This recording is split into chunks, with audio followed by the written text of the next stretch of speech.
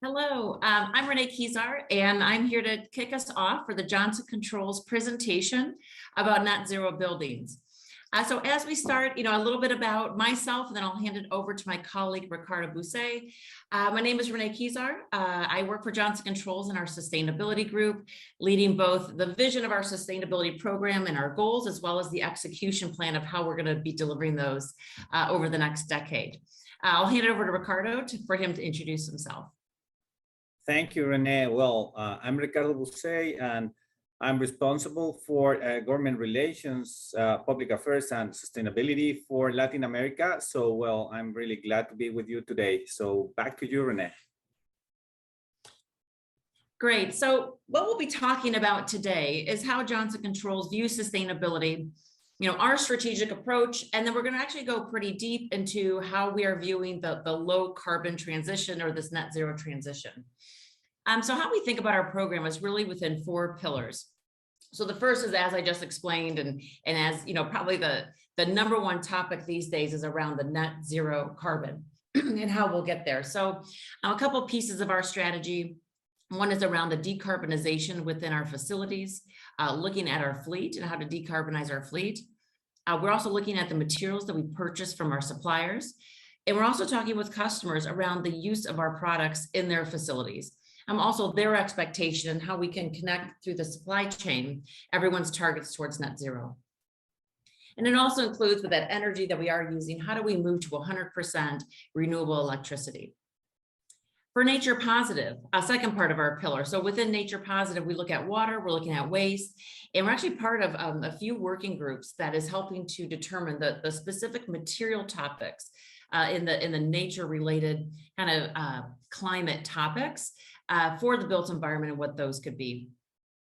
The third pillar is on the equitable transition or the just transition. Ricardo will go into a bit more detail about our work there. And the last pillar is on governance. So not only how we publicly report our information, but how we manage our sustainability program within Johnson Controls. So that's the oversight within our leadership team. That's also looking at how the rewards and incentives that we have throughout all of our leaders, as well as our employees within the organization. So governance is almost the underpinning of the 3 others. So what I thought I'd do is move first to, what has been our journey in sustainability. And really, we published our first sustainability report back in 2002, just kind of acknowledging what those metrics look like and how it fits into our business strategy. In 2018, we had our first official 2025 goals that we published publicly, and there were 5 pillars involved. So you can see some of them here. The first is around products and services. So that was really looking at making sure that we're delivering to our customers sustainable products and services. And again, as I'd mentioned before, lining up to help our customers achieve their sustainability targets. The second is around people. So how do we create a culture and foster this culture that engages and attracts people who want to make a difference? So, a big part of the sustainability program that we have is about the people that we have to execute. So, one piece of it is around achieving our sustainability commitments that we put forth, but then also kind of harvesting and growing that culture where, we have employees who kind of pick up the ball and they, they'll make a run at waste reduction or they make a run at water conservation. And it's not because it's a sustainability target, but it's about who we are. The third pillar here was on partnerships. So I think it's, something we talk about quite a bit is that we can't go at this alone. So we have a target around 3 strategic global sustainability partnerships. At this point, we have about hundreds. When you look at not only your traditional sustainability teams, but then within almost every trade organization that we're part of, there certainly is an ESG component. On the performance side, this is where we have our metrics outlined for 2025. So specifically around our energy greenhouse gas intensity, which we'll actually talk about quite a bit in the section of the presentation about low carbon. We do have a waste target for 25% of our manufacturing locations to be landfill free. We have a target around safety, and we also have a target for diversity. And last is on governance. So this is, again, as we had talked about, having that commitment from the top that also drives our metrics and our culture throughout the organization. And the governance piece, especially, I think it's been evolving from first getting everyone within the organization across the functions lined up to our goals and commitments. And now governance, now with the kind of the regulatory and emergence of the mandatory reporting, has really triggered the, the governance program we had in effect, but really bringing in our finance teams, our controllership teams, our legal teams, along with all the sustainability teams to really build that strong governance program. So in 2021, so those goals were from 2018, and in 2021, I think as both, all of us who have been in the space, the world moves quite quickly when it comes to global warming around the achievements that we need to have. So on top of those 2025 targets, we had a new set of ambitious commitments. And this time we organized them by ES and G. So on the environmental side, you'll see the ambitious commitments around net zero carbon by 2040, 100% renewable energy, and then also linking our R&D spend to building these sustainable products and solutions. So this is, as you look at these goals, this is about really moving the core of our business, into the center of what does a sustainable business need to look like. That way we're creating targets to build ourselves back up from the core around what this needs to look like for the future. On social, you'll see, a few more specific details around, elevating KPIs within our supply base, kind of really growing our diverse supply base and who we're sourcing products from. And then also some initiatives that we have around workforce enablement. And actually, Ricardo will talk a little bit more about that, around how we're investing for the future. This is where that just transition comes out, is the investing in the workforce of the future. And then lastly, on governance, you can see some of the details here. So of course, linking pay with performance, looking at how we're disclosing, in accordance with TCFD, and as well as the board diversity, which, especially at the State Street and BlackRock letters this year, as well as last year, there's a lot of talk around minimum requirements for board diversity. So these are our two sets of goals that we have for our organization. Excuse me, what I thought we could do is within the presentation, we'll look at the three pillars of low carbon, nature positive, and equitable transition. Low carbon is where we'll go into the most detail, and then we'll share our thinking so far on the other two.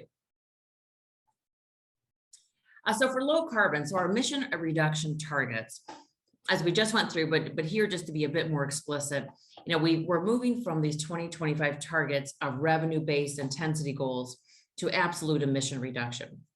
So while we're still tracking that energy, the intensity metrics, and then we also have a water reduction target for water stress locations, which we'll talk a little bit more in the water piece of this.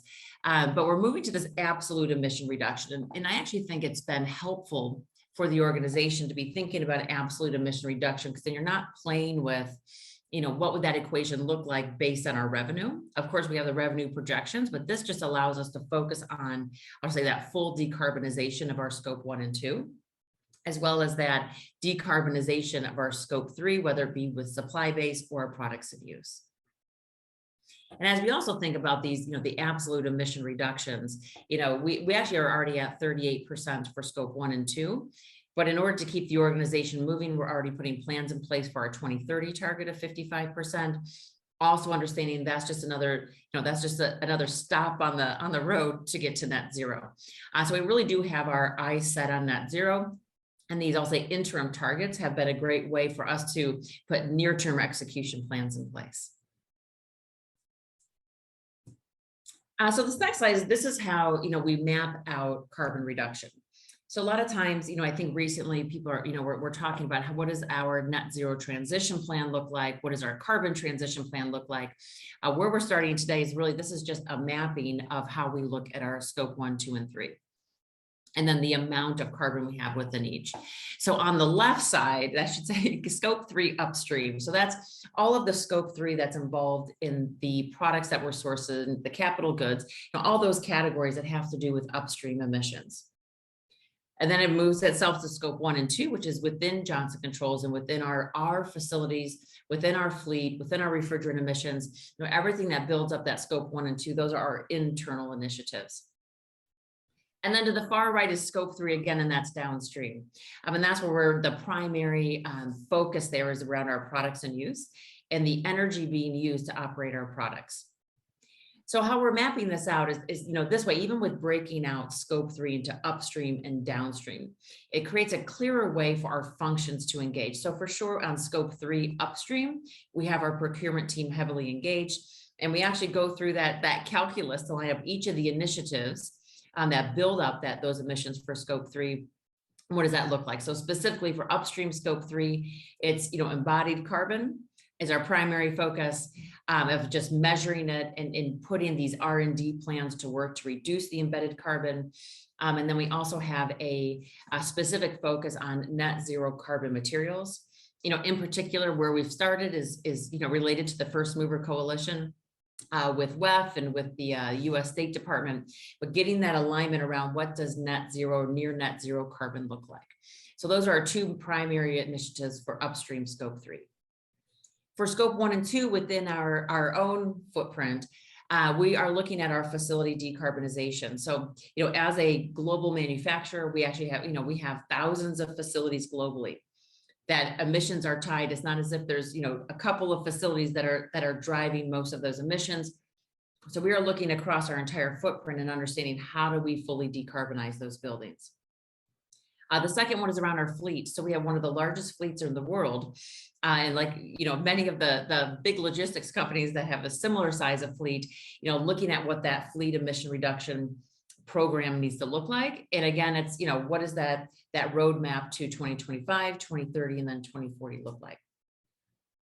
And then with the remainder of the energy, the electricity that we're using after we decarbonize as much as possible, is that we have a target for that 100% renewable electricity, which we've already gotten started with.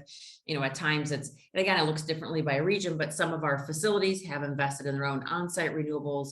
We have a couple of projects around green tariffs, and then also investigating I'll say the new additionality of renewables coming on the grid globally. And then for scope 3 downstream, and I talked about this a bit, it's that product and use specific is where our SBTI target is focused. But we are, always working on the lowest GWP refrigerants. We're looking at increased energy efficiency. And I'll talk a little bit later, as I bring to life here a real case study of decarbonization, of building in some digital solutions to have, a multiplier effect on the activities that we're doing. So this is how we think about, what our carbon reduction plan needs to look like. And then with each one of these, we not only have our sustainability team, but the functions throughout the organization who own each of these initiatives. So this has also been a nice way for us to create those linkages, I think, that are very much needed in order to achieve these ambitious targets.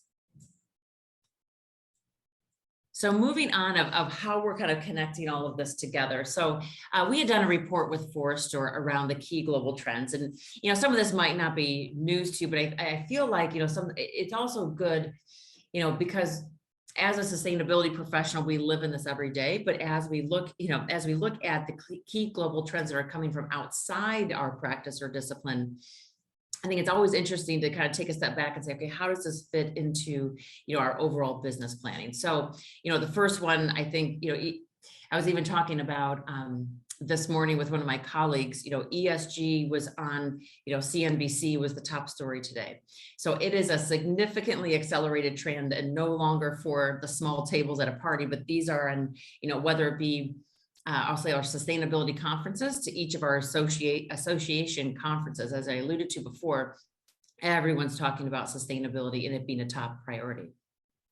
The second is around delivering growth is the key driver. So it's, again, while I talked a lot about our internal objectives and programs around decarbonization, we also very much like many of our competitors, as well as people across all industry sectors, are looking for how do we build this into a growth strategy. So by offering solutions that our customers can use in order to achieve their targets, and then also for industries to achieve our targets around decarbonization. The third is around technology investment is a common focus. And I talked a little bit about our R&D investment, but I think we all fully understand that it is the R&D and the innovation who are going to be the recipe makers and the solutions, right? So getting to the basics of what we're looking at for sustainability, and then getting our innovation focused on that on-site renewables and how do we do it at a cost that makes sense for our facilities, upgrading old systems. So, no longer is it only about, I'll say, delaying or having deferred maintenance, but hey, if you look at some of the old equipment we have, how do we just improve efficiency by not only getting new equipment, but we're also going to be reducing emissions. And then in total that, sustainable operations, which actually goes beyond manufacturing, but how do we ensure that our, thousands of facilities globally, as Johnson Controls, has a sustainable operation, whether it be the logistics, whether the logistics of our fleet operators, will it be, how we're, the energy we're using within the facilities, but we need to make sure that we are built for the long term. Targets are high and dates are soon. I don't think I have to speak to this audience about that, but net zero in 2040, it is coming fast. I think no longer are the dates so far away that, we have until for the 2040, let's say we have till the year before to start reporting performance, but we all know that each year we have to demonstrate progress. Certifications are essential to the plan, and that's to make sure that we're not just talking to ourselves, but we have a third party verifying what it is exactly we're doing. And then there's also challenges, right? So not to go too deep on that, but these are the challenges, or this is really what we, I would say, where we're trying to bring down boundaries. The first one is around the internal alignment on what and how to track. But engineering is my background. And so it's the whole premise of, you can't manage what you don't measure.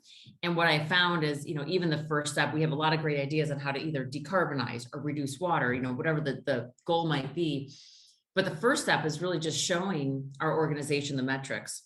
I feel like we get an automatic bump by people just looking to see how much water are we using, how much electricity are we using? And as that comes to life with the digital scorecards and report outs and reporting, it's really interesting of how people do adjust their behavior before you have to move to the meatier big projects. With that, data is too siloed. So again, having everyone have access around, if our currency here is greenhouse gas emissions, our metric tons of CO2e, we do trainings around how is it calculated and, kind of demystifying how we are calculating emissions. That way people understand the levers they can pull in order to reduce emissions. And then in-house expertise. I think as our college graduates are coming out of college, so actually our disciplines in sustainability, which is great news. And it's more across the board in some of our disciplines in management, accounting, engineering. So across the board, they already are coming in with a foundation. But then we also, it's also about building those programs internally to make sure that we can, bring everyone up to the same level again. That way we can all start executing together. So that was a little bit of the trends that come through the Forrester report, which it's all available online if you want to read more detail. I just want to spend a little bit of time just kind of level setting around, I would say that blend of sustainability within the business environment. Okay, so then moving to facility decarbonization. I've talked about this a little bit already. So this is a project that we have in place right now. Excuse me, and Johnson Controls has two programs, Open Blue Net Zero Buildings and Open Blue Enterprise Manager. And those programs are actually commercial programs for our customers of our teams going out into the field and helping our customers get to net zero within the built environment. And then also coupling that with where needed, the digital tools in order to report, track, and manage those emissions. So what we've done within Johnson Controls, we said, hey, we're going to be the customer zero on this. We're not the first customer, but I say, hey, we're customer zero because we are going to show our tools in action. And so part of this initiative, and I'll share a bit more detail here in a minute, is to, one, we want to be able to have a place where we can showcase to our customers and to the industry, how do these two programs work together? And almost real world experience, because again, it's not as if, we snap our fingers and everyone is net zero, but it's work. Right? And what does that work look like from a sustainability view? What does the work look like from a facility manager or plant manager? Ultimately, even up to our highest level of manufacturing. And then also with using these two tools, and again, I'll go through it with you, it's, as we're addressing the carbon transition, what does that really mean as far as how we're operating our buildings? And we're fully aware that we're on this path to net zero of 2040. So how quickly can we get to that 2030 target of 55% reduction? And then using these tools to get to net zero. So just a bit more information, and this is, just of how we look at it. And again, it's not a, snap your fingers and you're decarbonized, but we really break apart the emissions. So on the The left-hand side, we talk about our scope 2 emissions. So what is your sources of utilities? Where is that coming from? We also talk a lot about renewable energy storage. What are the clean ways that you can power your buildings? We also look at the scope 3 emissions, so everything that is coming into the facility. A couple of things outlined here is that, the transportation, supply chain emissions, but really it's the capital goods, the product goods and services, everything coming into your facility now then becomes the responsibility of your facility in managing the scope 3 emissions. So we also are looking at water. So not only how water is coming in, but our use of water, how much we're using, and then what we're doing at the, we'll say, end of life of water. Or how do we look at reuse, recycling? That way we're reducing our entire water consumption. So this is when we look at the net zero of a building, we've prioritized our sites across the US, and we've actually gone deep in 8 facilities within the United States to do this mapping of where the emissions are coming from. We're engaging, almost to the, to the shop floor, to the plant manager, to the senior leaders of global operations. For each of these 8 facilities, we're going to focus on, what does this mapping look like? So one, that's a kind of looking at the data side of it. And then 2, what are the levers we can pull to reduce your energy and to give you cleaner energy? I'm going to move to the OpenBlue Enterprise Manager. So this is that digital tool I was referring to that helps you look at the emissions you have and plan for that decarbonization. So it's not all, making the one-time fix on the shop floor, but understanding how your emissions are being managed, if it's not hourly, but by the day, month, and then each year. So this is just kind of a quick look at our OpenBlue Net Zero Advisor, which we are just launching here. Actually, we just launched the first version of it, and we have new versions coming up in the next few months. But the Net Zero Advisor, so what it does is you can see the 3 pieces on the right. So it's about reporting your emissions. So as we all know, the reporting is a huge piece of what we're working on. The second piece is on tracking. So how are we tracking emissions throughout our facilities? And then lastly is the management.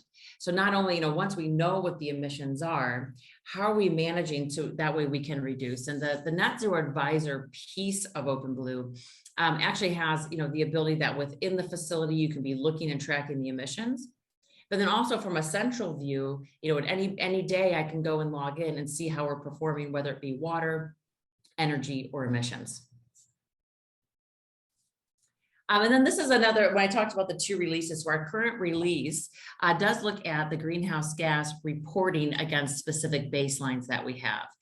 So it really is an amazing tool. Again, from, wherever I might be working, I can see if these 8 facilities that we're looking at, what is today's greenhouse gas look like? And then also real time, how is it looking over, how is it looking from month to month or quarter to quarter? But that we can really see from where we were, how are we performing? And then overlaying in the coming soon release, overlaying what are the critical initiatives that we have planned in order to reduce some of those emissions, and are they working? So I think with a lot of this work, there's not a whole book of experience of, if I pull this lever, here's what it will do for emissions. We're pretty good at knowing what it will do for energy consumption, but then there's this overlay around emission factors, the local grid, and bringing in the renewable energy, that we want to have that almost real-time view of, based on this project, did we achieve our results? Did we overachieve our results or underachieve? That's also good insight as you look to expand certain projects across facilities. And also I put in a picture here on the right of it's called OpenBlue Companion.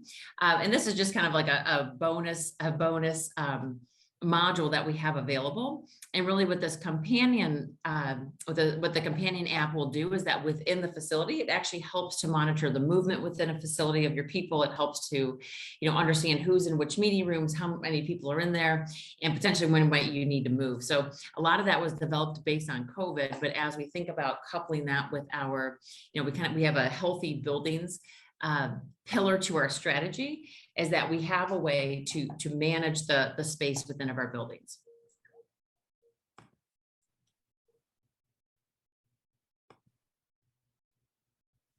So next up, so that's what I wanted to share with you on our low carbon transition. Of course, many more things we can talk about, but just to give you a view about what net zero buildings could be. Next up, I wanted to just touch on nature positive. It's a key part of our strategy, but not to spend too much time. But I have one slide here that talks about the evolution of water and the focus on water. Because it's not new, right? And I think, now we're starting to see a lot of activity around nature-based and water conservation in particular. And just to kind of give you a view of how we're looking at it. So, water really started with quality of water, pollution of water, cleanliness. And then in 2018, with all of the planet or plastic, the single-use plastics in water. But really what we've seen over the last year is a significant acceleration around water consumption, water conservation, availability of fresh water. Also with that, we've seen the TNFD, the Task Force for Nature-Related Financial Disclosure. We've also seen the Science Based Targets Initiative take a nature approach to it. And many of our customers and industries that we serve going towards a water positive type target. And I think it's, as you look around the world, probably probably one of the focuses, in addition to climate change, but to make it tangible and real, is around the usage of water, and how much fresh water is available. So I think we're almost coming up on this defining moment around, what is our plan here on how to manage and use fresh water. Internally, we have a current target that's 10% reduction in water stress locations, but we are going through what would that 2030, that next round of target look like in order to really start addressing the issue. So more to come in nature, but we are actually going pretty deep right now on the water conservation side. And then the third pillar here, and then I'm going to be handing it over to my colleague Ricardo, is to talk about the equitable transition, or that just transition.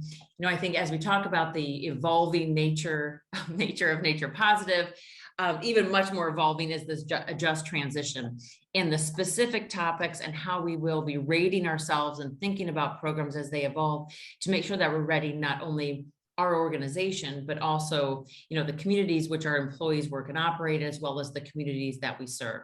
So what are we doing to make sure that, all of these pieces work together as we think about the just transition? So with that, Ricardo, I will hand it over.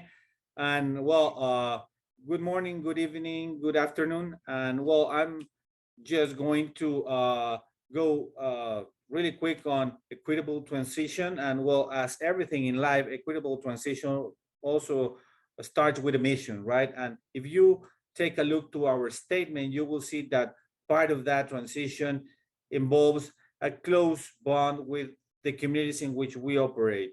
We think that the more we engage and involve with the community, the more we will thrive as a company. And part of our very own strategy is to create this close relation with the community. But not only that, we also work a lot internally to boost the reach we have with our very own communities. And we think about this in both from the top to the bottom, but from the bottom to the top. We have a very strong strategy around business resource groups in which our colleagues throughout the world gather accordingly to their very own interests, and their work on agendas that are discussed with our senior leaders. And we recently launched a community affairs steering table. That is a space in which our senior leaders gather and hear all the proposals that our employees and the corporate philanthropy and the community affairs team have for the long run. And they give strategic guidance. They also help us cascade information, but more importantly, they also buy in our very own strategy, and they help us drive this agenda. The other piece of our strategy is around giving, or all those donations Johnson Controls engage with different charities worldwide. And for sure, there is a big piece of this strategy that is around volunteering, because we think that the more we create volunteering opportunities and direct engagement with the community, the more the community will also feel that Johnson Controls is doing the right thing, because we're hearing their needs. And I will just go pretty quick on some of the examples that Johnson Controls has around this strategy. First, this community college program speaks to what Rene previously spoke about. We trying to invest in the talent for the future. So not only we invest in the talent, we also try to give back to the community, to support all those underrepresented communities in which we have an operation or a footprint.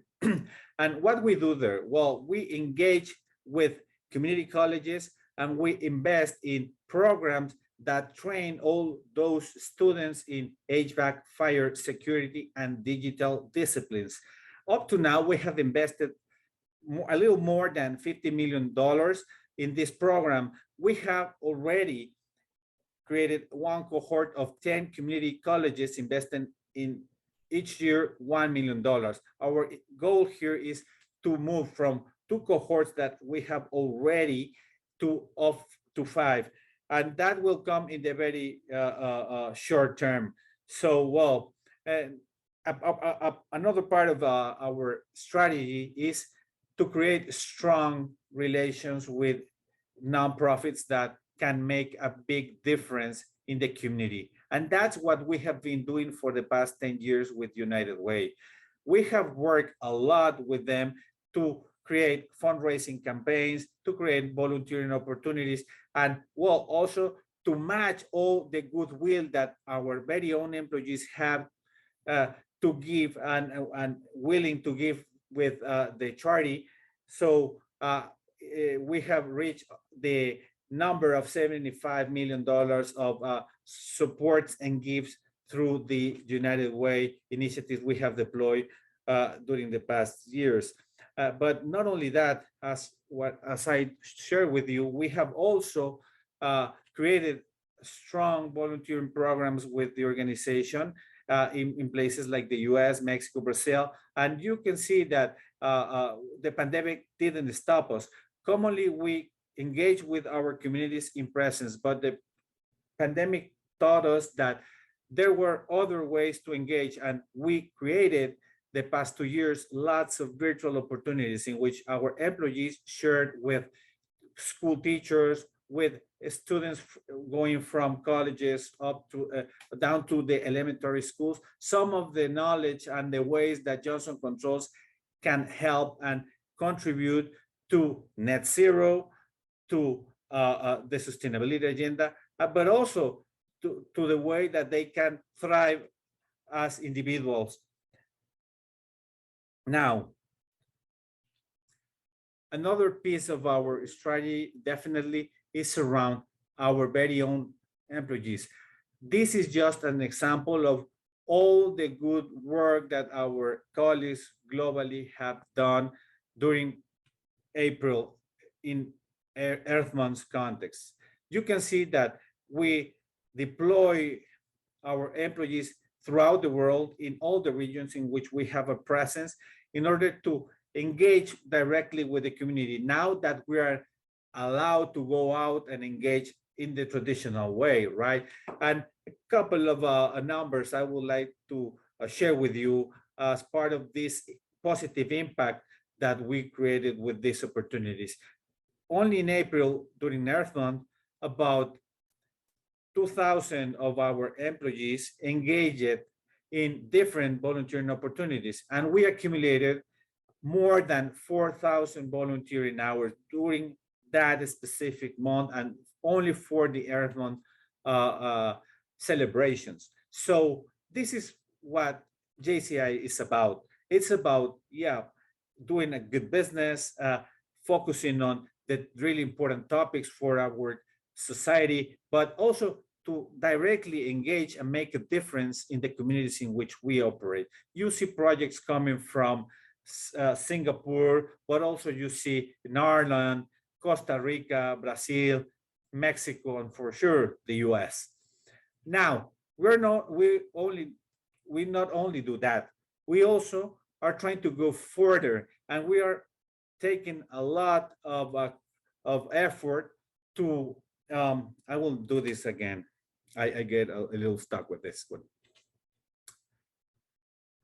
But not only that, we also try to amplify our reach. And as Rene shared with you, we are also doing a lot of work around our operational sites, and we're trying to make them zero to landfill sites. Up to now, we have managed to transform 28 of those global sites into certified zero to landfill places. Here you can see a couple of good examples of it. One, our Singapore Logistics and Distribution Center, and also the Johnson Controls air conditioning in India. So, hey, there's a lot we can do. There's definitely some challenges we're facing, but we think that we're doing the right thing and we're trying to impact positively our community. And that's part of the equitable transition agenda. And this is all about contributing to the broader sustainability and net zero agenda. Thanks so much for being with us today. And well, with that, I will turn it back to Renee so she can close this session. Great. Thanks, Ricardo. And thanks, WGBC. We're so excited that you are hosting this event and also that you gave us the opportunity to share a little bit more about what we're doing within Johnson Controls. So look forward to connecting with you soon.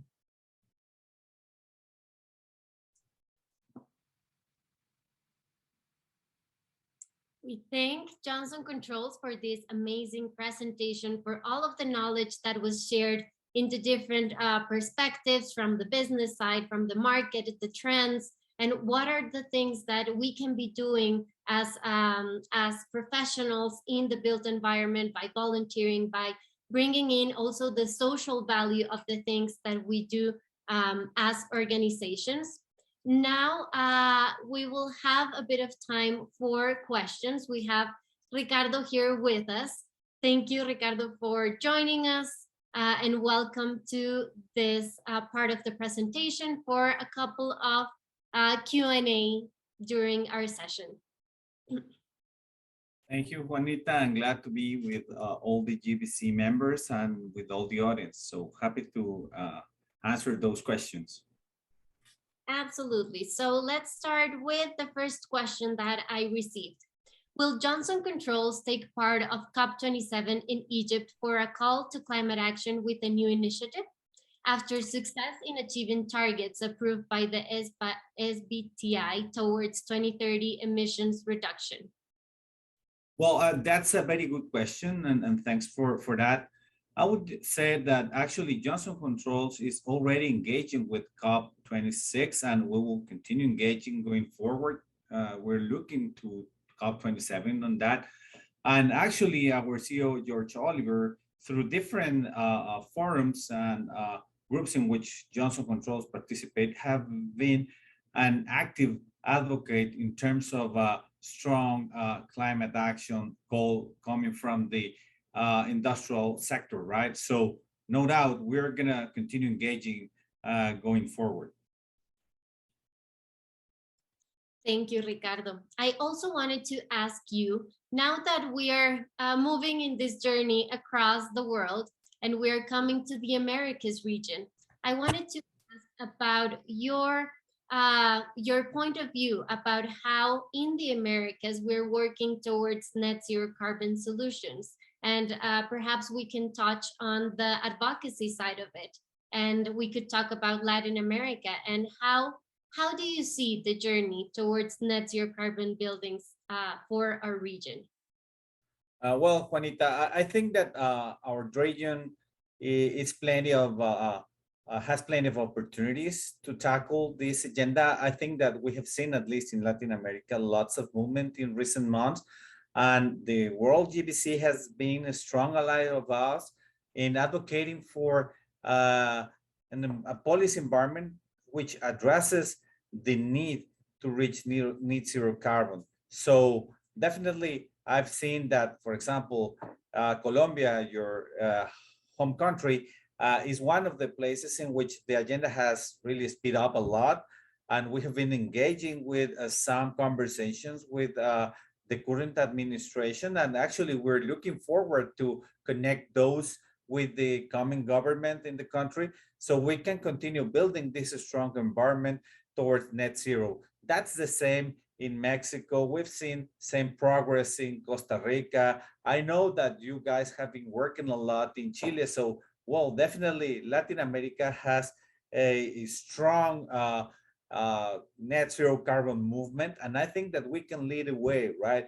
Because commonly we see our region as falling behind other places, right? But nowadays we have seen that some countries are acting fast, and I think that Latin America have a couple of good examples of things moving quite quick, and we would love to hear from other countries doing the same, and we are more than happy to partner with you in terms of advocating towards that environment in which we address that big and important agenda about net zero carbon.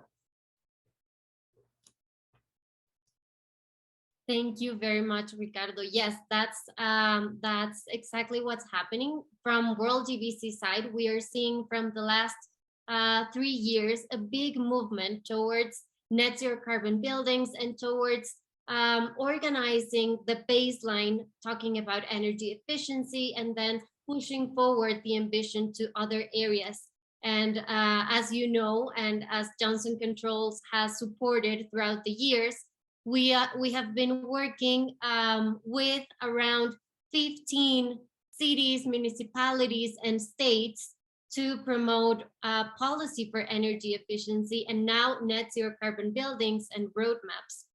I have another question for you, Ricardo, and it is, what do you think is the greatest challenge for Latin American markets to overcome the barriers or the understanding for net zero carbon buildings?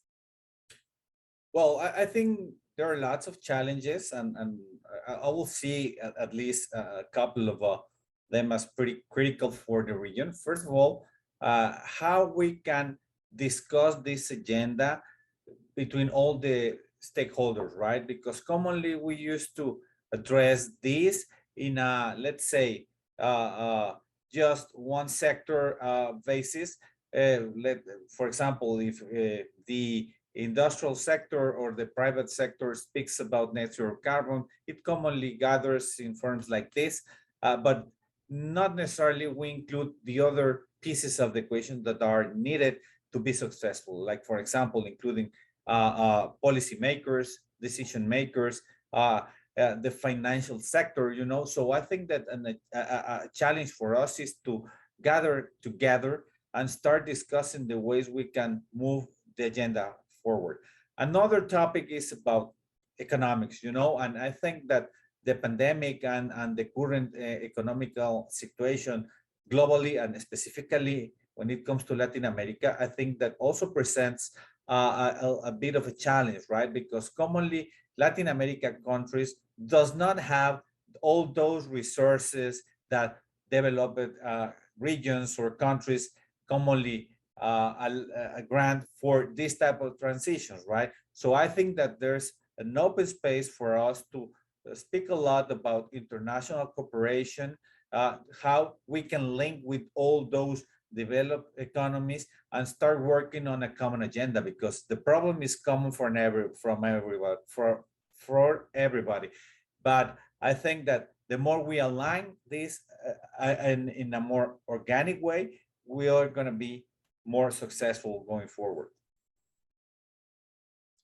Thank you very much. I completely agree. And that's part of the role that we have been playing as a network with you as regional partners, and the message that we also want to convey to everyone that is part of this conversation today, and is to join efforts, to collaborate, to work together so that we can achieve a goal.